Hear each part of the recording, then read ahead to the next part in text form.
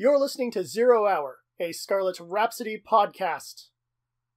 Hello everyone and welcome to Zero Hour. Yeah, it's me, Jared the Greek here with Stan and Deb, and we went to SoCal Retro Gaming Expo down in beautiful Pasadena. Love how you're so sarcastic about that. Downtown Pasadena is awesome, by the way, but the convention center isn't in the beautiful downtown retro part of Pasadena. It's in regular. Everything is gray Pasadena, which is fine. It's a nice upgrade from the original location, which was Frank & Sons, giving us more space, more parking, and more noise. So, we all went on Saturday, and then Stan went on Sunday. Because I'm special. Because he's special. And so we're going to be on Saturday, and when we showed up, what did you guys think of it being moved to the Pasadena Convention Center? As we've been there I've been there for one event in the past that I did not particularly enjoy, but I know you guys have been to it more times than I have. Yeah, because of Morphicon, but... Paramorphicon? Yeah. Wow, that's a whole nother story. Yeah, I mean, look, we're already familiar with the area, so what we weren't expecting was how bigger it's gotten. You know, not just the, the exhibit hall, but also the arcade. Like, holy crap, was the arcade huge. Yes. It's really odd because it doesn't feel like a vendor anymore. Like, so they literally took, I want to say, like, they took, maybe C and half of the D hall, you know? Mm-hmm. And they just combined it. CDE. Yeah, they did. That's about right, yeah. Yeah.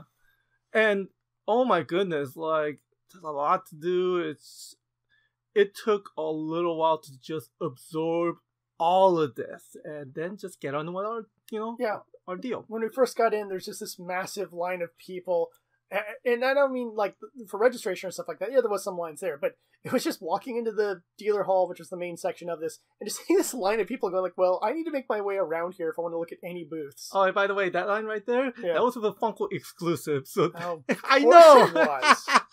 The Funko exclusives, you can find at every single con, making them not super exclusive. But Jared, and I mean that's just artistically, but Jared, this is a Funko exclusive diva from Overwatch with a different color scheme. Sarcasm. Yeah, really. Yeah, no. Let me see, if they had a Funko Pop of like one of the guests or something, that could have been fun. You have your own little angry video game nerd Funko and then you get it signed by James Rolfe. That could have been kind of fun. I was actually thinking about that. Didn't they already make that one anyway? Did they? I don't know. They have like a trillion at this point. Right, so whatever. I would say it is very likely, but I do not have one, but I think that would actually be kind of funny to just get to sign it. I'm sure somebody customized it. Yeah. It's also possible. Gives him like the power glove or something. Great. So, yeah, it was a little overwhelming at first. Kind of a surprise. I wasn't sure what to expect going in, because sometimes a convention will upgrade its location, and then you look around and go like, yeah, why'd you do that for? There's no one here. But this had a very good audience, and the tons of dealer booths. So, of course, the big thing that was a draw for a lot of people was the guests. Now, you guys met a couple of the guests. I unfortunately did not, which is... I walked past some of their tables and waved to some people, like Pat the NES Punk and James Rolfe, but the one person I wanted to see and I just didn't get around to it was Matt McMuscles, and I feel bad about that because I'm like, oh, I like his videos. And I haven't met him yet, but you guys actually hung out with a couple of the guests, I think, right? So there's one person I wanted to meet, like, since for a while, actually. His name is Brett Bayonne. He's currently part of Super Beard Bros.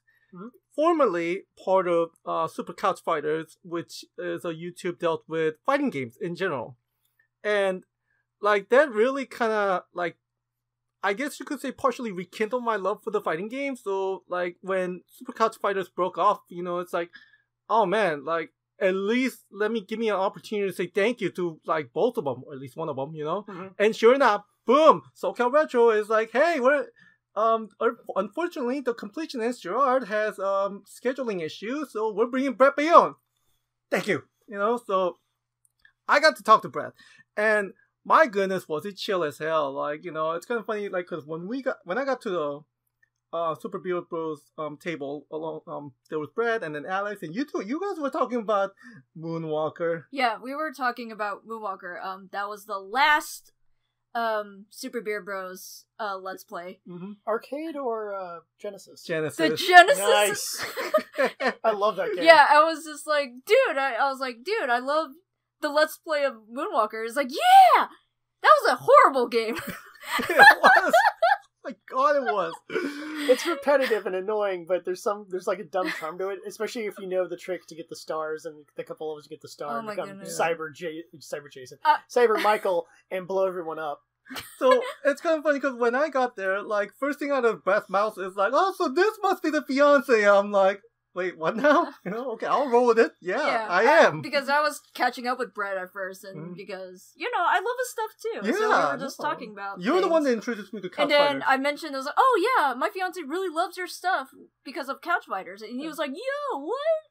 And then, that's when he kind of put two and two together. Yeah. It's pretty neat. No, like, just...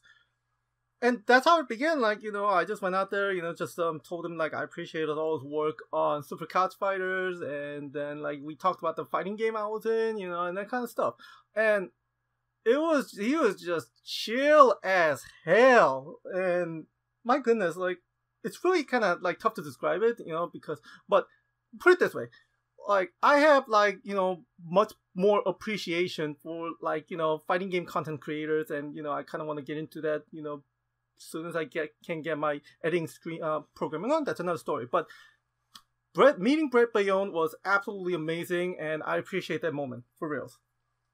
I actually ended up getting finally some Beer Bros merch, so I finally got the LA Noire mug that I've been eyeing on for a while, and I've got one of the Super Mario Kaiser shirts. Yeah, so I'm very excited to wear that.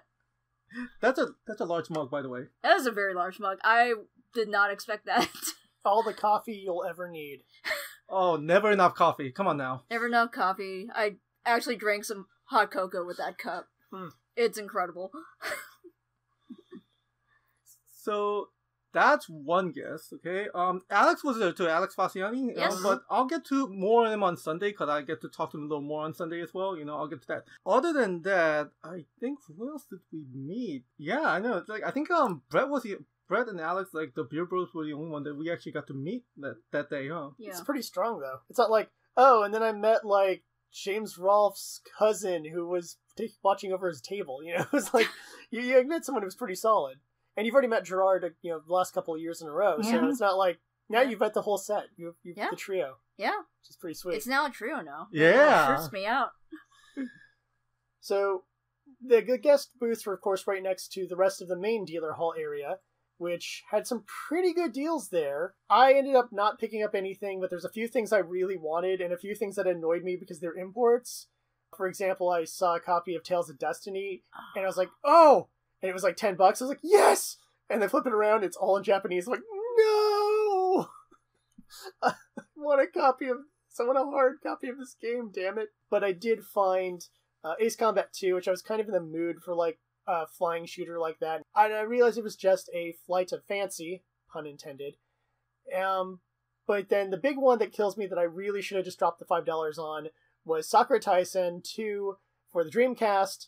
Yeah, it's an import because they never brought it over here. Come on, Sega, fix that problem. But I decided against it, and I kind of regretted doing so because even though I can play it, and it's all in Japanese, so I have no idea what the heck's going on, it would just be kind of cool to actually own a Sakura Taisen game. It's just that whole, like, I own this import game, and, I don't care what anyone else says, even though obviously there's easier games to play import, such as racers, fighters, stuff like that. I do have a couple import fighters, actually, for the Dreamcast, because Dreamcast got some really awesome stuff that we didn't get here in the States, like a Darkstalkers compilation and a Guilty Gear X. But that being said, there was a lot of great stuff that they had at the various tables, whether you were looking for merch or clothes. That's a couple shirt booths. And the one thing I discovered that I had no idea, N64 games cost nothing. They're just practically giving those away. They're like, please, just take our old N64 games, please. How much did you pay for yours, Deb? Oh, we're gonna talk about this now? Yeah, Okay. That's what I'm leading into. Well, so, speaking of Nintendo 64 games... that cost literally next to nothing. There was a booth. There were, like, tubs of Nintendo 64. It's just, like, $2. $2 of Nintendo 64 games. I'm like, oh, let me just scourge through all of these because I've done that before. So I found a Hey You Pikachu for $2, and I was like, hey, I'll take this. I was like, And then I have to ask the question because I'm trying to recover all my games. I was like, hey, do you have snowboard kits? And they're like, somebody took the last one from the last event. And I was like, dang it. Oh. So... And then after you flipped the table and stomped off. Yeah. And I stopped. But there was another booth that had Busted Groove, but I couldn't afford it, unfortunately. But yeah, I got a Hey Pikachu. For $2. For $2. I don't regret it because I have good memories with it. Yeah, I saw, I think, WrestleMania 2000 in the $2 booth, and another place I saw it for $3, and then the better one, No Mercy, I saw for like $4 or $5. No, man. And I'm like, well, if I had a working N64, I may have actually come here and just started collecting N64 games to fill up a pretty robust collection.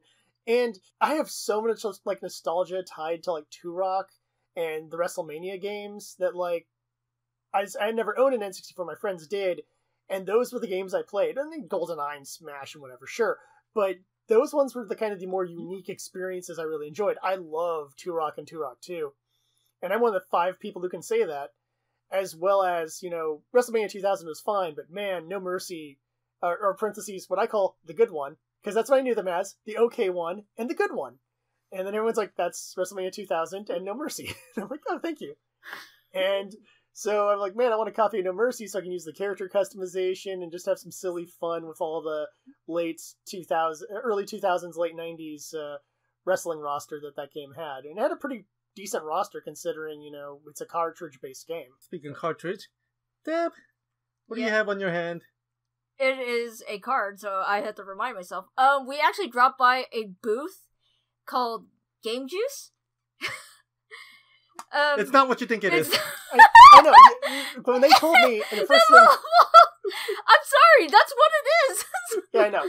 When they guys first told me, I'm like, oh, is it another one of those, like, hey, here's our energy drink. It tastes just like Red Bull, but there's a picture of Mario on the can, so it's different.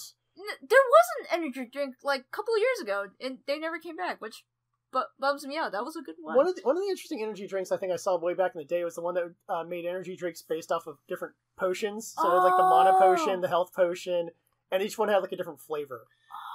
But anyway, and I think they even had the green potion they had the red green potion, a green potion, and a blue potion. So I think that's what it was. So I think it was link based. Oh, but anywho, at first I thought I was like, oh, yeah, I thought it was gonna be energy drinks. It's not. It's a solution. Like a cleaning solution. For cartridges. And they're doing a little demonstration. And he was like, hey, you!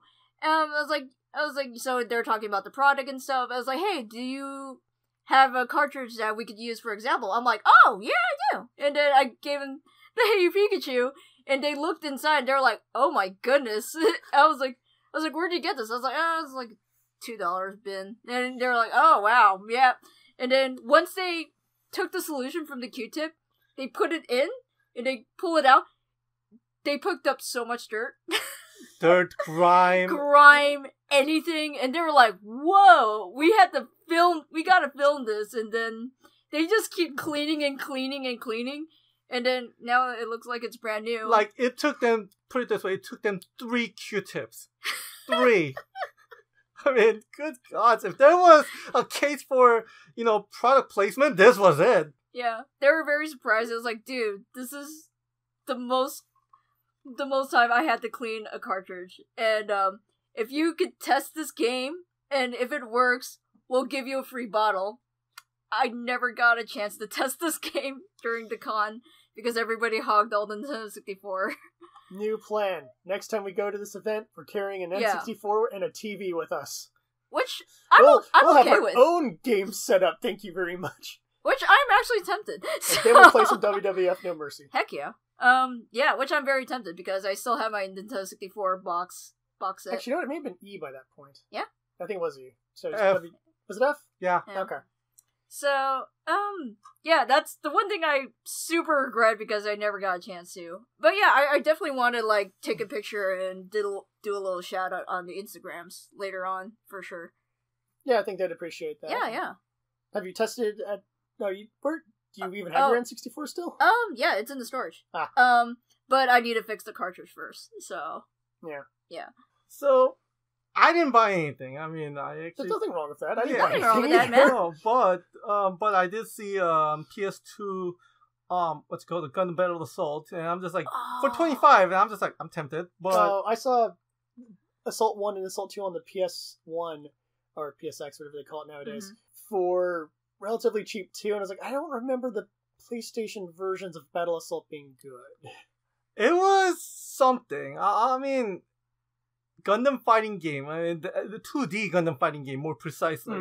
So its rarity, as it is already, whenever you get a game like that, you can't expect it to be good. None. No. Yeah. So. But you want it to. You want it to, but what you want is Tech Romancer, and what you're gonna get is probably not Tech Romancer. Exactly. So it's kind of like you can't always get what you want. You know, that's how it is sometimes. You know? But my focus for the entire weekend was more on the arcade because like I mentioned, it was huge, but also it was free. Yes, it was. Let me repeat, free. If you could find a position in there. You get lucky every now and then. Yeah. Like I said, I just had that one moment where the Turtles in Time machine was empty, and I'm like, need people now. Don't care if I have a migraine, it's Turtles in Time. Aww. You know, the thing is, like, you know, certain people would have jumped in anyway, you know, if you This is true. Yeah. I think for the Saturday, I wound up playing like a whole bunch of Street Fighter, and I love Street Fighter, but at the same time, like, they had kind of like a little bit janky haps joystick, so that means that the Z motion was really tough to pull off. I couldn't Shoryuken. Yeah, I know, right? Which makes me very sad. Yeah, I think that is definitely a mechanical failure right there. Because the original machines are a little bit better, but if it's an older machine, you gotta fix that stuff. Like, even if I'm playing Sagat, like, I couldn't pull off the good moves like Tiger Neum just because it's a Z motion. I'm just like, oh wow, I'm kind of screwed here. Okay, whatever, I'll roll with it, you know? So I had to improvise. Yeah, I know, right? Like, yeah. So, Street Fighter, they definitely had that. I mean, they had a whole bunch of other fighting games. Mortal Kombat 1 to 2 for sure.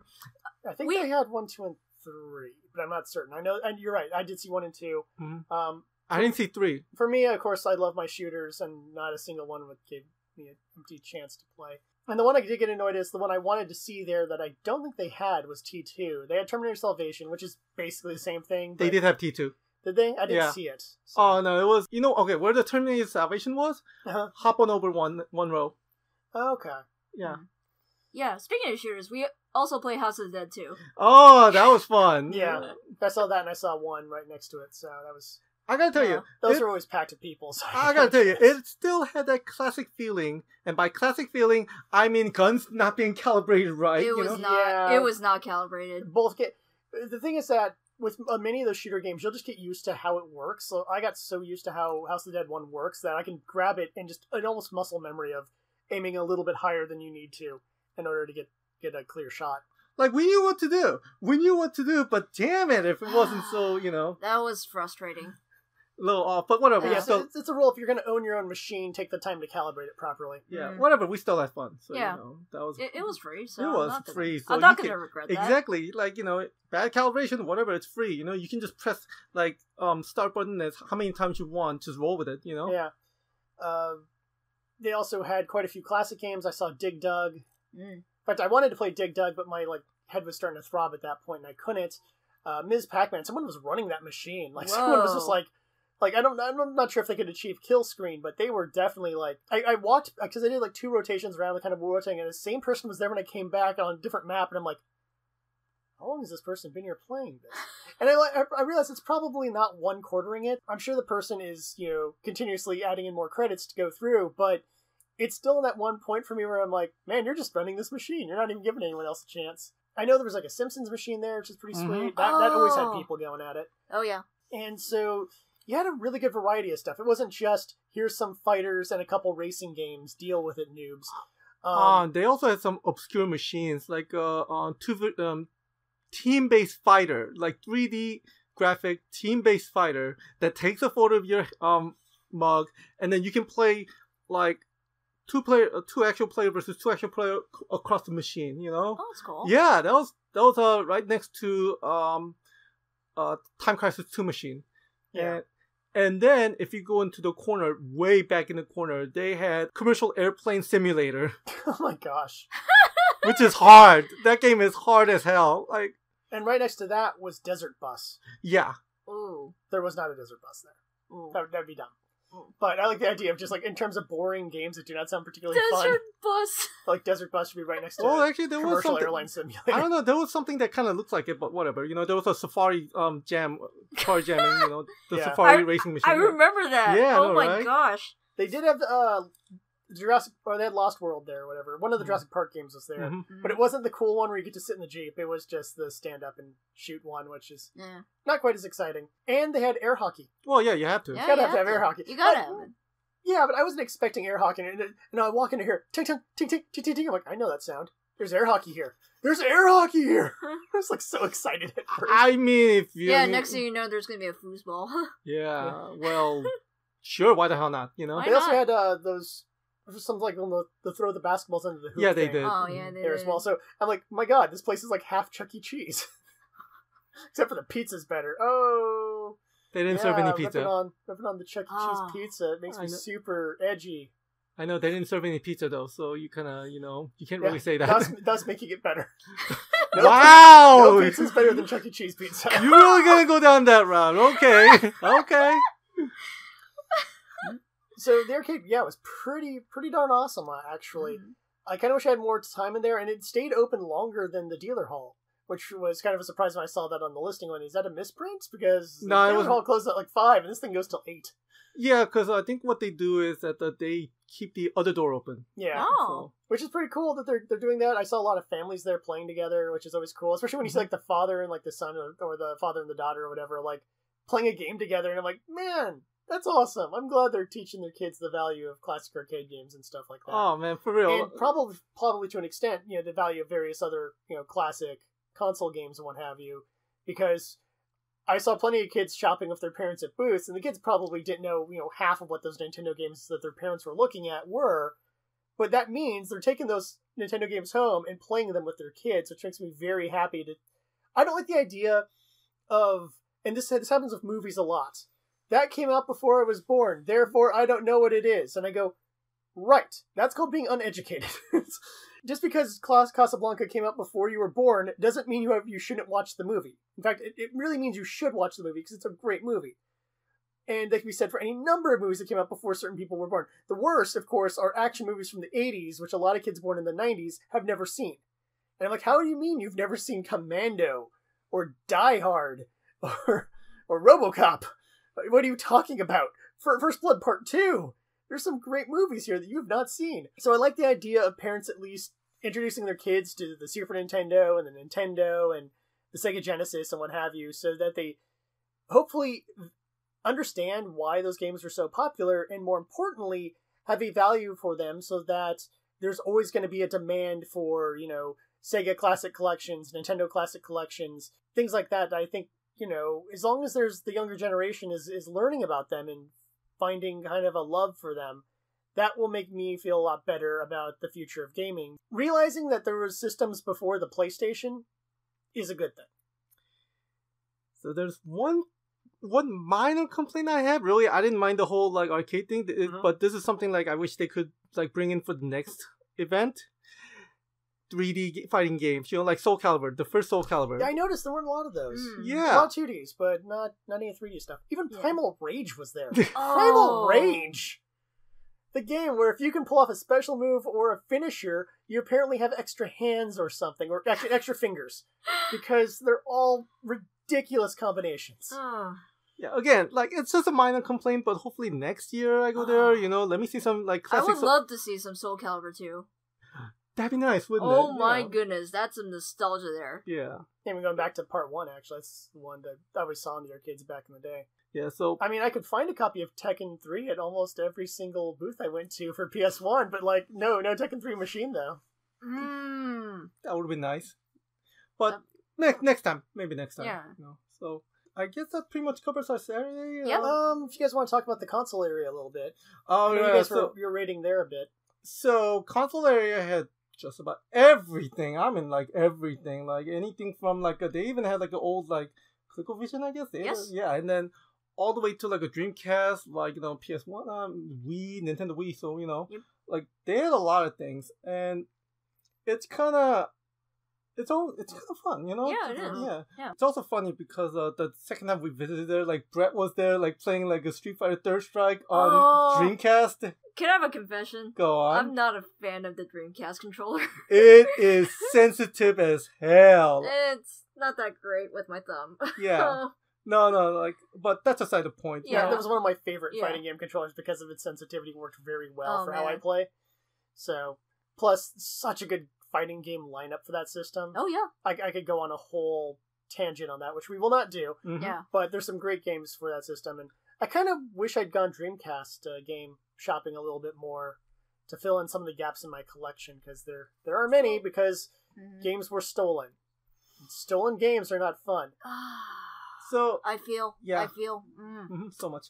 So console-wise, there was casual console, of course, but then there are two different sections of the console.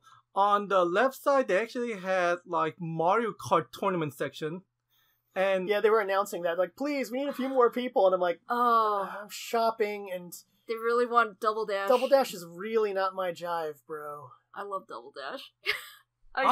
I should have, but you and I could have gone in. Yeah, I'm so. They're pairing people together randomly. I was so rusty with Mario Kart for a while, so yeah, I guess. Well, maybe next time then. Maybe next time. Yeah. They're bound to bring something. Maybe it's back. something refreshing for once. You know, such Mario Kart. I want more Mario Kart tourneys, man. So not that far, kind of like a little off the mid section was SNK tournament. King of Fighters Dream Match 98. I could have gone in there and swept. I know. What? Oh man. So Saturday they had the King of Fighter 14 tournament, and as we all know, all I saw was nothing but max mode. Yeah. I'll talk about the 98 on Sunday because that's when they had that. Yeah. I didn't participate, but I didn't get there in time. Oh. So whatever. But yeah, no. That's SNK section. Apparently, they're doing like a SNK World Tour sort of deal. You know, whoever wins at the SoCal Retro, they were going to the SNK World Tour Finals. Wow! Wow! See, what you're saying is, prior to this event, I could have pulled up my Dreamcast, been practicing on 98, but technically it's 99 on the Dreamcast, but it's 98, and then gone in. Swept and gone to some cool world tournament. Yes. Son of a bitch. I go to my sad space now. I'm just gonna hide under the desk and cry. It's my favorite game in the entire franchise, and because I was just not really like looking at the tournament related stuff until afterwards, I didn't know. And if I should have, but normally in my mind, I'm like, oh, tournaments, it's gonna be the same old. Here's all the top 5 brand new fighting games, and blah, blah, blah, blah, blah, blah, blah. Let's all do the Evo games. I didn't know they're going to have, like, retro game contests at the retro... I understand, people. It's the Retro Gaming Expo. That doesn't necessarily mean there's going to be retro game tournaments. I just assumed it would be Evo-related tournaments. Because it's always Evo-related tournaments. Evo wouldn't even touch this event. Are you kidding me? I know, but that doesn't mean they put in... Not that you would go from here to Evo, but more the point of just, here's Street Fighter 5, here's Tekken 7, here's Mortal... Well, no, it doesn't Mortal Kombat anymore, but... It is, well... Injustice, maybe? Injustice too, but, Mortal Kombat's coming up, but whatever, that's aside the point. The point being... being... 11, but I'm talking about XL. Yeah, but point being... Yeah. No, this was their own event, own circuit, I guess, So, yeah. Or if it was going to be them doing this, not King of Fighters 98 and King of Fighters 14, but like SNK Heroines or some schlock like that. Why would you even do that? Oh, no. Because bad choices have been made before. So... No, there's bad choice, and then there's an SNK Heroine. That's not even. By the way, I really wanted that game to be good when it was announced. I was like, that could be a lot of fun. And then everything I got announced afterwards, I'm like, oh, or it could be broken. That's good too. That's also an option. Yay. It's just a very different system, but that's aside the point. It's called the battle. Okay, so... All you had to do was take the King of Fighters system. How hard was that? So, not that far from the King of Fighters, SNK Tour place is the, Nintendo Switch place full of Super Smash Bros. Ultimate. See, there we go. That's what I'm talking about. That's what I was expecting us to see. A bunch of that. Smash Brothers Ultimate. I think that was the only... They did a Melee tournament as well. Oh, they did? Yep. Yeah, okay. I think that was Sunday. Was it? They did have a Melee tournament as well. It was not there. It was not at the Ultimate side. I think the Melee was held somewhere else entirely. Oh. Yeah, it may have been held where the Mario Kart was stuff. Yeah, somewhere in that area. Because that's where the that's fine. GameCubes or whatever would be. So, Mm-hmm. But yeah, it was cool seeing that. Now I know, and I can prepare next time and try to destroy people if they're playing a game that I like. That'd be nice. Soul Calibur 2 tournament. Oh, I'm down. And then I look at my GameCube and then I just start crying. I'm like, no, the laser doesn't work. All I want to do is Master Link again and kill everyone. Actually, I was pretty good with Spawn as well on the Xbox. But yeah, I'll see you with my Mitsurugi. Anyways. Yeah, let's do this. Yeah.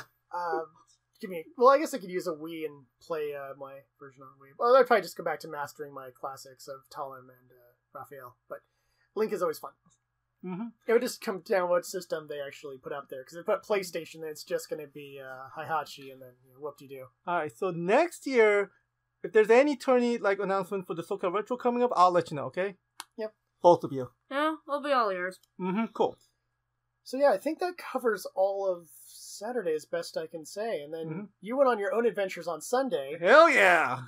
So let's hear about Stan's crazy adventures. Yes, let's talk about SoCal Regionals. Oh, yeah, I know, right? Oh. By the way, I'm not the one that said it this time, okay? Yes, you guys keep saying it wrong. Yeah. And for those Stan keeps saying it wrong. For those who don't know, that tournament was canceled. No, for this year. For this year it was canceled. Yeah. Anyways, so I went and I just walked around a bit and I just went to arcade, straight up. I tried Crisis Zone, which is one of my other favorite Time Crisis game. Oh, I'm not familiar with that one. Machine guns, man. Nice. Yeah. That sounds awesome. It is so good, and you get 3 maps and you can select any of them and then different bosses in there. If you select Dry Creek Plaza, your boss for that level is a whole tank. Yeah, whole entire tank. And you get to dismantle it bit by bit by bit. So, no, Crisis Zone is something that I grew up with when I was in high school, and man, that was fun, just playing, Laser sight was a little bit off, but whatever, it's fine, Yeah, get my feeling that seems to just be with most of these machines. Yeah, probably. I think why is probably because when you unplug it, it obviously resets it. So when they plugged all the things in, they didn't have the time to go to every single machine and calibrate. So they probably just kind of quick did them, and then they're all a little bit off. Whatever, it's free, So yeah, I know. I understand sending a staff member to go to every single shooter and do that. On the other hand, it would really be nice. Yeah, but can't really help much, The one the guest, two of the guests, actually 2.5 guests, So quickly said hi to Andre Meadows, aka Black Nerd Comedy, and yeah, he was there too. He even did a comedy show, I think. He had his panel. According to the panels, it said comedy panel or something. Kind of was. I'll get to that later.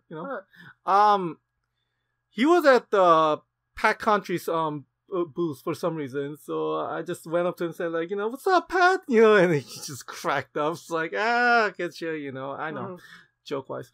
So said quick hi to him, and then I went to Beer Bros booth to talk to Alex. Brett wasn't there that day, but I got to talk to Alex, and look, I had some very enlightening and encouraging talk with him, just mostly about the, competitive side of fighting games and what have you. It was good. It was really good. It kind of rejuvenated, I guess it rejuvenated my competitive side just a bit more, put it that way. And then I talked to Matt Muscles, of course, and Clementia, yeah. His partner, I guess. Yeah. And we were talking, me and Matt were talking, and that's when I found out Matt also did QA testing like I did. Yeah. So you can tell from the way he talks about the industry, you can tell that he has had some experience in it, because the way he talks about certain things sounds like some of my old friends used. And it's ironic. I knew a bunch of guys who did QA for Activision before I met you. And then when you were like, I did QA for Activision, I'm like, oh, so you're just like all the other slaves I know. Yeah, I was. Yeah, that's not a fun job to have, people. Oh, no, dude, I got stories to tell, but that's a whole nother time. I don't know who you worked for, but you can tell there's a different if you work in the industry, the way you talk about the industry is different than if you didn't work in the industry. Like, even on the side of, programmers and stuff like that I know, and map designers and what have you, the way they talk is so much different about the industry than people who've not been, part of it. Oh boy, is that true? Yeah. So, now me and him talked a bit, and then talked about the what fighting game he's been playing, and then he's been playing Metal Mayhem, the one that's coming up in Steam. Oh, yeah, that one. Yeah. Okay. So, man, like, I'm looking forward to that one, but that's aside the point. That was fun talking to Matt and Clementia, and then me and her actually talked about fighting game, like, fashion, actually, because that's that's her YouTube series, is just like, just discuss, like, and critique fashions in the fighting game. Oh. Yeah. Okay. That's fascinating, so. I even suggested Blaze Blue to her, I just want to see. Oh, no! Just shows her huddled up in a corner. Too many belts. Too many belts. I know, right? Belts, too many belts. And that's just Ragnar. What's going on with that outfit? I believe the next one she's doing is Dead or Alive 6, so. Oh, wow. It's gonna be a little more grounded. Yeah. Great. Yeah. Well, see, that one, because the way they did all the default costumes is trying to aim towards what you would wear if you're in that martial arts, even though some of the martial arts on game are made up. And so it can be interesting to see if, how accurate that stuff is. And then their secondary stuff is all the usual outfits that you would recognize your character wearing. Mm-hmm. So. The OGs, yeah. But the whole point is having the defaults be as plain as possible so that they can get back into the game tournament. And I say, well, the problem with your whole being in game tournaments thing, my friends, is that your games have gone massively downhill. Less so than what the characters are wearing or not wearing. And it shows because EVO announcement was this Tuesday, and they got denied. Yeah. I'm not surprised by that. The game, 4 was so smooth and so good, and then 5 was rough, and then each addition to 5, Ultimate, and then Last Round, I heard just unbalanced the game more and more, and I'm like, why, guys? Why are you unbalancing a balanced game? But we wanted to change it, right? That was dumb. You have some great characters in there that you could do a lot of stuff with, and then you have the terrible Rig, who should be way better than he is. But you then added a bunch of OP characters, and then you screwed up the balancing on the characters that were already balanced, and then you're surprised that you're not in tournaments, and then you blame it on the clothes the characters are wearing, when I'm telling you, like, no, it's not the clothes. There's characters in Tekken that are also scantily clad. It doesn't change the fact that Tekken is in there because Tekken's system freaking works. So I'm gonna tell you about the EVO later, okay, after the show. But yeah. Anyways, it's just so nice meeting those people on Sunday. Alex, Matt, Clementia, and then Andre. Now, speaking of Andre, I actually did go to his panel. How was that? I was curious. It's just Andre, like, taking questions and answering, Because the way it was stated on the thing said, the Black Nerd Comedy Show, and I realized that, like, yes, his show is called Black Nerd Comedy Show, but it's one of those ones where I'm like, oh, is he actually going to do, like, some jokes and stuff? Because that'd be kind of cool. Well, a bit, yeah. I mean, during the Q&A, like, he did throw some jokes here and there. You know? But not, I mean, like, I guess I was more imagining stand-up. Yeah, he could, but I think he just wants to get more intimate with his followers and with audience in general. So I get where he's going, and it wasn't too bad. It's not. I don't blame Andre. I blame the way it was written on the schedule. I mean, Black Nerd sits down and takes all your questions. It's too long to put in there. Yeah, I know. Well, some of the things even to have, like, Super Beard Bros live, but I'm fairly certain the panel was just, Alex and Nick just sitting there answering some questions, not actually gaming for everybody. So. Alex and Brett? Brett. Yeah. Nick. Who's Nick? Who's Nick? So they have a fourth guy now, Nick. I just created him out of thin air. God, if it's Alex and Ted, that would be something. Oh, yeah, that would be, yeah. No, but it was so fun. I mean, he talked about, like, what game he was. One of the questions was asked was what game he's playing. Tetris 99, of course. A whole bunch of other questions, like including the TV show he was part of. So yeah, it was questions and answers for sure. All right. Yeah. The second one, the very last one of the day, was the Screenwave Media panel. Screenwave Media is basically, I'm sorry, I can't even describe in one like shot because they're all over the place now, okay? They started off as a YouTube content creator agency, and then they involved into like movie producing and like video game publishing. Like they're all over the freaking place now. It's ridiculous. Yeah, they're a weird little conglomerate of their own. Yeah, so to describe them in just one shot is damn near impossible. So you'll have to pardon me on that. Anyways, they were there to talk about how to get into YouTube, you know, as a content creator. And TLDR version is that you know that like teeny little wall the YouTube said in like 2007-ish? That wall is much higher now, you know? Yeah. Even within the content creator, like, you know, the ones that get paid, they have a tier system within it. So it got way more complex now. It's not like it was in the old days, that's for sure. Yeah, no. But, you know, it was still good to know because, you know, if you ever want to get into like now, if you want to get into like, you know, YouTube, I'd say right about now, then yeah, it's going to be a hell of an uphill, you know? Best of luck to you. It all comes down to kind of what you want out of it. Yeah, one of the things that they discuss is that, you know, animators, you know, like that's one thing. Just basically go for something unique, like you know, animators, you know, that kind of stuff. You know, they do their unique stuff, and that gets them like a hell of views. Because how often do you see like animators on the YouTube? You know, outside of like let's play this, let's play that, you know, that kind of deal. So yeah, but then again, all I've been watching on YouTube recently has been long plays of various like older games. So yeah, yeah, I mean, like that's not even. I don't even know who's posting them. I just like, hey, it's a long play of Rogue Squadron. Hey, it's a long play of Simpsons Hit and Run. But yeah, I mean, I've been going through those things and a few other games I want to that I'm like, that could be fun to go through, especially if it's an old Super Nintendo game or Genesis game, just to kind of, you know, bring back those happy memories. Or games I was never able to beat, like Comic Zone. I'm probably going to watch a Comic Zone go through because I'm like, I was never able to beat that game and I want to see someone who can. Oh man, ladies and gentlemen, the meta. Anyways. So that was the two panels I went to, and I gotta say, like Screenwave Media one, that was pretty informing. For what it's worth. Andre, that was just relaxing fun, you know. So that's all I can say for now. After that, I just went straight back home. I think the event basically would have been over by that Oh point. yeah, pretty much. So your option was go home or stay in the arcade for a couple more hours. And they still have it open a little bit later on Sunday? Yeah. Oh, okay.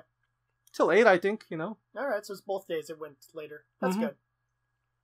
So yeah, I could have rocked it, but you know, I played way more arcade than I probably would have been any other time, so I was pretty satisfied. I think the only thing left to kind of talk about that we didn't bring up earlier was the fact they actually had little picture zones, little selfie zones or whatever you want to call them. Every time, yeah. Yeah, so this time around they had some Street Fighter related ones. They had the car bonus stage, they had Ryu stage, and then they also had these areas of like couches and like old TV setups and what have you. Which that's actual game. Yeah, I know they had an actual game there, but you could also obviously selfie on the couch or whatever if you wanted to. Yeah, sure, why the hell not? They function for kind of both. I saw like the 90s room and the 80s room, so that was pretty fun that they did that. That actually kind of reminded me of when whatever con that was where we went to the Capcom booth and they actually had the old 90s room for to promote the Disney Afternoon collection. Yeah, that was the best. That was great. That was a great place for photos and stuff too. I like the fact that they had those. That was good. But I think it's time for a wrap up. I'll go first for final thoughts, and I think my biggest regret, is not actually splurging. I know after I came back, I'm like, I feel fine that I didn't buy anything. And the truth is, yeah, only one I regret is Sakura Tyson. But, man, I kind of want to find out if I can get a working N64 and just collect N64 games for cheap. I think that could be a lot of fun. Or possibly maybe try to find some more Dreamcast games. I didn't really look, but a lot of booths didn't seem to have Dreamcasts, so, yeah. But yeah, I think next time I want to go with a bigger budget and try to do a little more shopping. I think that's my big regrets.